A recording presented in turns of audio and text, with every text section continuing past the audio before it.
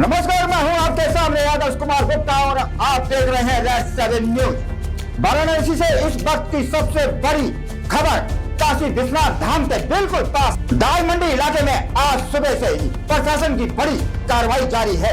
अवैध दुकानों और पुराने निर्माण पर चल रहा बुलडोजर पूरे इलाके में तनाव का माहौल बना रहा है। सड़क चौड़ीकरण परियोजना के तहत हो रही इस कार्रवाई ने अचानक पूरी दाल मंडी क्षेत्र को पुलिस छावनी में बदल दिया।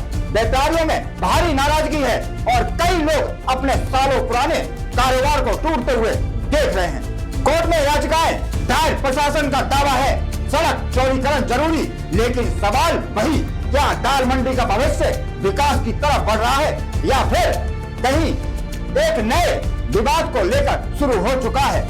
वाराणसी के काशी विश्वनाथ धाम के पास दाल मंडी इलाके में सड़क चौड़ीकरण परियोजना के तहत अवैध रूप से बनी दुकानों और पुराने भवनों पर प्रशासन ने ध्वस्तीकरण की कार्रवाई शुरू कर दी है।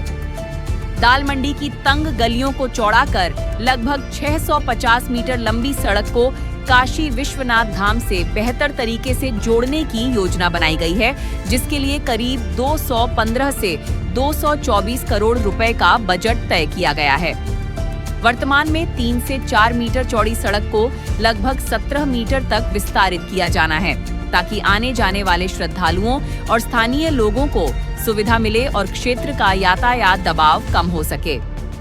कार्रवाई शुरू होते ही इलाके में भारी पुलिस बल और आरएएफ की तैनाती की गई, क्योंकि कई दुकानदारों और स्थानीय लोगों ने इस कदम का विरोध किया। कई दुकानें और पुराने ढांचे हथौड़े और ड्रिल मशीनों से तोड़े जा रहे हैं, क्योंकि वहां बड़े जेसीबी मशीनों के लिए जगह बेहद कम है। व्यापारियों का कहना है कि वे वर्षों से यहां कारोबार कर रहे हैं और अचानक हुई इस कार्रवाई से उनकी रोजी रोटी एक पर संकट आ गया है। कई लोगों ने यह भी आरोप लगाया कि मुआवजे और पुनर्वास को लेकर कोई स्पष्ट दिशा नहीं दी गई है, खासकर उन किराएदारों के लिए जो मालिक की बजाय किराए पर दुकान चला रहे थे।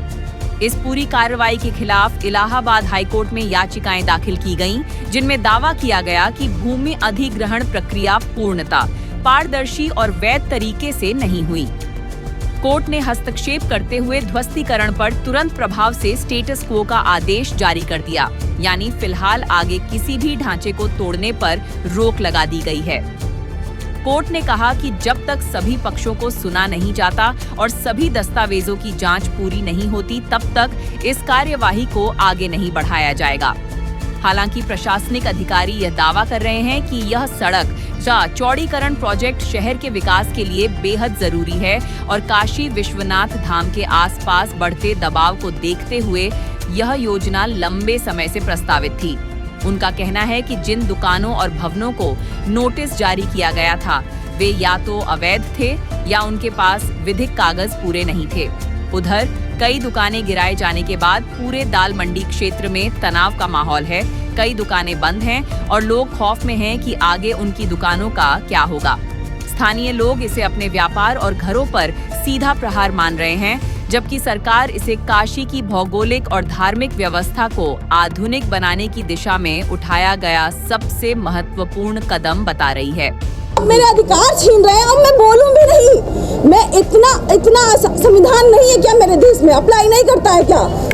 आप मेरा मुस्लिम होने का नाजायज फायदा उठाना चाहते हैं, उठा लीजिए। जिसके क्रम में आज ये वीडीए के द्वारा आइडेंटिफाइड मकान है D50/207, इसी का ध्वस्तीकरण किया जा रहा है, जिसमें शांति व्यवस्था के दृष्टिगत कई थानों की फोर्स डिप्लॉय की गई है। पीएससी का भी डिप्लॉयमेंट किया गया है। पब्लिक के मूवमेंट को रेगुलेट करने के लिए दोनों तरफ बैरियर लगाए गए हैं, ताकि लगातार पब्लिक का मूवमेंट भी बना रहे और किसी प्रकार की अप्रिय स्थिति ना हो।